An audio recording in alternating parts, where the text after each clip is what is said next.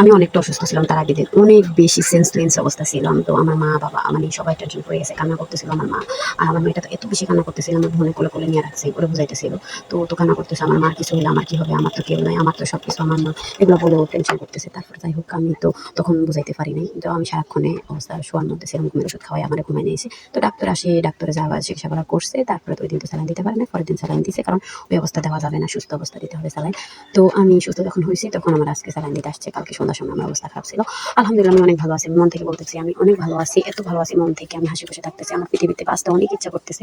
আর শুধু একটা টেনশন, অনেক টেনশনগুলো আমার মাথায় ঘুরে। কিন্তু এই টেনশনগুলো হইছে আমার মেয়েরে নিয়ে। আমার নিজের নিয়ে কোনো টেনশন নেই। আলহামদুলিল্লাহ আমি চাইলে এখনো আমার ভালো পরিস্থিতি। আমি নিজে এখন যে অবস্থা আছে আরো আলহামদুলিল্লাহ ভালো অবস্থানে যাইতে পারবো। আমি জানি ইনশাআল্লাহ আমার ভালো কিছু হবে। কারণ আমি এত বছর একটা সংসারে অনেক কষ্ট করে ধৈর্য ধরে পড়ে রইছি। আল্লাহর উপহারটা আল্লাহ দিবে। আর আল্লাহ আমি জানি আল্লাহর কাছে আমি চাইছি ওই সংসারে আমি অনেক থাকার চেষ্টা করছি। কিন্তু পারি নাই। অনেক চেষ্টা করছি। আল্লাহ সব ধরনের বুঝাইছি, পারি নাই, সুখ পাই নাই।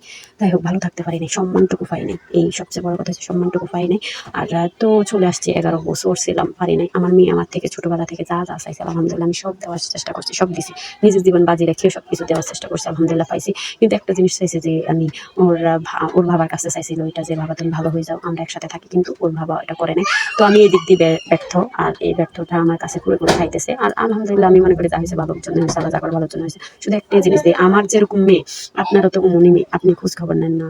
মানে কোনো খরচ দেওয়ার কথা তো আসেই না। আপনি তো একটু ফোন দিয়ে বাঁচাছেন আমার কাছে কিভাবে আছে একটু খবরও নেন না। আমার ফোন থেকে তো খবর নেওয়ার দরকার নেই। আমার বাবার ফোন থেকে আমার মেয়ে যদি একদিন যদি দেয় তাহলে কথা বলে, আর না হলে ফোনে কথা বলে না। আমার মেয়ে দিলে একসময় কাটিয়েও দেয়। যাই হোক আমি কারো বদুয়া দিব না। বাট আমার মেয়ের যতটা নিঃশ্বাসে মানে এই নিঃশ্বাসটা হয়ে যেতেছে যখন আমার মেয়ের মানে আমার বোনের জামাইরা আসে যখন ওদের বাচ্চারা আদর করে ইয়া করে, আমার মেয়েটা মানে ওদের বাচ্চাদের থেকে আমার মেয়ের ওরা বেশি আদর করে এখন। কিন্তু তারপরে আমার কাছে মানে অনেক খারাপ লাগে নিজের মেয়ের বাপ নেই। কিন্তু ওর বাবার কাছে ও বেশি আদর পায় না, কখনোই পায় না। তারপর চেষ্টা করছিল, এখনো চেষ্টা করে বাবার কাছে ইয়ে করার জন্য, ফোন দেয় কিন্তু ফোন কাইটা দেয়।